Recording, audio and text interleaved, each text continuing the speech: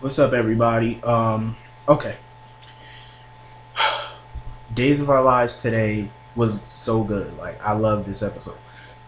Chloe. Yo. Chloe is a mess. When she opened that door and the look on Jennifer's face, priceless. Like, seriously, I wish I could have freeze framed her face. Like, her facial expression was priceless. When she opened that door and saw Chloe and Daniel's shirt, you could tell she was pissed. She just didn't want to let it on how jealous she was, but you could tell Jennifer is jealous. And Chloe played it off right. Chloe, seriously, you're the bomb. Like, I love me some Chloe. Like, she's a smart chick. Very smart. And she's definitely pulling out all the stops to get Daniel. And then when Jennifer was at the pub with Daniel and they were talking, Chloe just happened to ease on in there and order some food and then boom, run into them. And, bring up the fact about what happened at Daniel's apartment. And Jennifer talking about something, she was up in there looking like she playing house. I'm like, Jennifer, shut your boring ass up. Ain't nobody playing no house. She spilled something on her shirt, dumb. Even though it was on purpose, but still, she still spilled something. Anyway, Jennifer might as well just face it. You and Daniel do not belong together. He's better with Chloe. Just in my personal opinion, he's just better with Chloe than he is with Jennifer. Like, Jennifer's boring. Like, seriously, her relationship with Daniel is just so, yeah, like, you just don't care about their relationship. I kind of don't. Like, I really just don't. There's no spark between them. Like, and Jennifer gets jealous real easy. And it's like Daniel has to take care of a child. Jennifer might as well just give it up. You're not going to be with Daniel. Just give it up. Let Chloe have him before she end up taking him, because she's about to take him. Like, seriously, she's getting closer and closer. Then when her and Ann were at the hospital and they were talking, you could tell Ann is sick of Jennifer too. Even Ann co-signed. Like, Ann agreed with Chloe that Jennifer is boring. Like, everybody agreed she's dull. I'm sorry. Like, it's like just watching paint dry watching Jennifer. I swear to God, she's that boring. Like, spice her character up. Like, give her some sass to her. Like, make her a little sassy. Like, make her at least fight dirty. Like, seriously, she don't know how to fight dirty. You too goody. Like, that's not gonna help. If you really want to keep Daniel, hello, fight dirty. All this goody ain't gonna keep him. Because trust me, Chloe is pulling out all the stops against you. And she's winning. And you're losing. Like, seriously, you can tell Daniel's kind of bored with this chick. Like, I bet you their sex life is even more dry. Seriously. My God, I bet you it's just bang, wham, bam, thank you, ma'am, that's it. Ain't no spark in their sex life or nothing. Ain't no wild sex, no nothing, just boring. Anyway, back to another evil witch, whom I love, KRISTEN, BLAKE-DIMERA. I love her. Her scenes with Roman was funny as fuck. Because she's so sarcastic and snidey with people, and I love it. Like, the way she's so sarcastic with people. And the way she was with Roman. Because Roman thinks just how everybody else thinks. That KRISTEN, they all know KRISTEN is in town, of course, because she has an agenda. You will be a fool not to think so.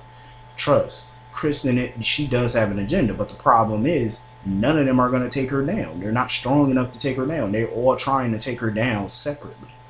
That's your biggest mistake. Y'all all, half of the town got a common goal. Nicole, Marlena, John.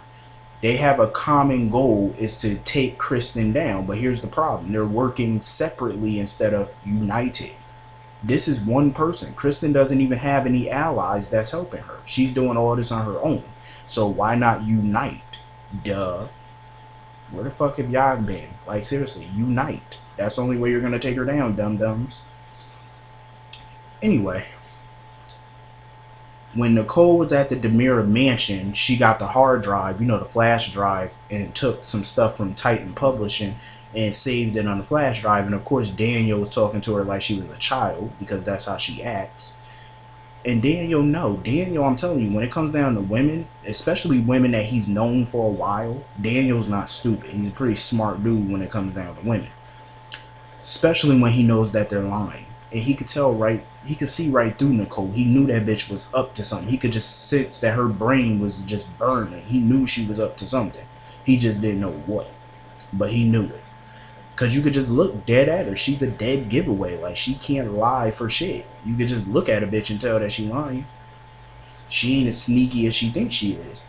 But the thing about Nicole is, I will give her this. She is a slick bitch, but her plan to take KRISTEN down is not going to work. It's just seriously not going to work. Nicole is slick, but trust me, she's no match for KRISTEN. You can't out-slick a slicker. I'm just telling you that right off the bat. And when Victor came in there, I was like, oh shit. Victor is so mean to half the people in that town. I don't know how Salem deals with Victor. Like, Victor KIRIAKIS is like one of the meanest old bats you ever could see. Like, he's just mean. Like, and then he had the nerve to call Chloe, what do you call her? A brazen hussy. I haven't heard that word in so long. You know that's a lot of, you know that's a word that old people use. Brazen hussy. That's something that an old person would use, I swear to God. Only time I ever hear that word is from an old person's mouth. No disrespect to older people, but that's the only time I hear that word. Brazen hussy is coming out of an older person's mouth. But I love it though, because Victor is a fucking mess. And he definitely tried to put some sense into Brady's head, but of course Brady's so damn pussy whipped he can't see the truth for what it is. Even Victor tried to warn him. I'm like, this is another person in Salem. Half the freaking town is trying to warn him about KRISTEN, and he still won't listen. So here's my thing. Like I said yesterday, I would only warn a person one time. You only get one warning from me. You don't heed that warning, it's your ass. I'm just saying. Anyway, Kate. Kate Roberts and Billie do not look like mother and daughter. Let me just point that out. Kate and Billie look more like sisters, because Kate is ageless. You see how beautiful Kate is? And she's like practically 60 years old. She do not look like she's Billie's mother. And Billie is like, well, Lisa Rinna is what, 50 in real life? So Kate in real life is really 10 years older than Billie. So that's crazy. And she don't look like she could be Billie's mother. Billie, they look like sisters. They don't look like mother-daughter. Kate is so young looking. Like, she looks too old. She looks too young to be somebody's mother, especially if they're 50. Like, she looks damn good for her age.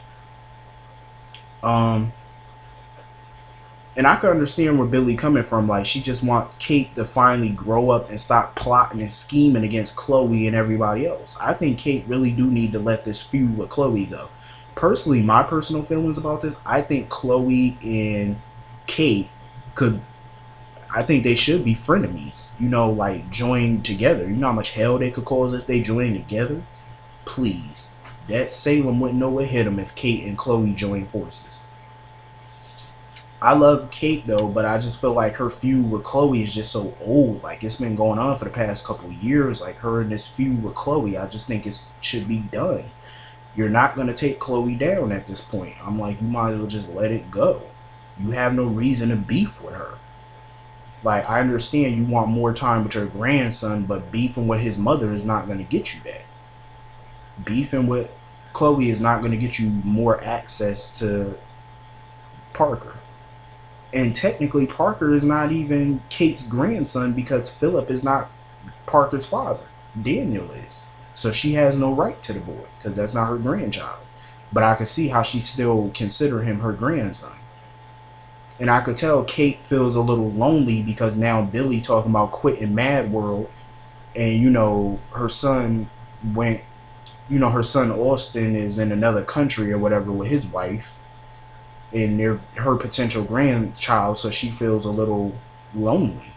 I can understand that, but you got to kind of stop plotting and scheming and just, you know, chill out on that shit. I feel bad that, you know, Billie is quitting Mad World and don't want to work for Kate, but I can understand why she's doing it. Anyway. Nicole is fucking crazy. So she gets this grand scheme to get KRISTEN out of the hotel room by pretending to come over there and apologize, even though I could tell it was killing her to apologize to KRISTEN. You could see it in her face. And then on top of that, she got some, who the hell was it, a valet guy, a valet driver, to pretend to hit KRISTEN's car or whatever like that, so to get her out of the room so she could plant the Titan evidence on her laptop, which she did. But then as soon as the bitch tried to leave, she got caught. Well, not caught, but she got cornered, so to speak, because of Brady. He was coming in the room and she had to duck out in the bathroom. So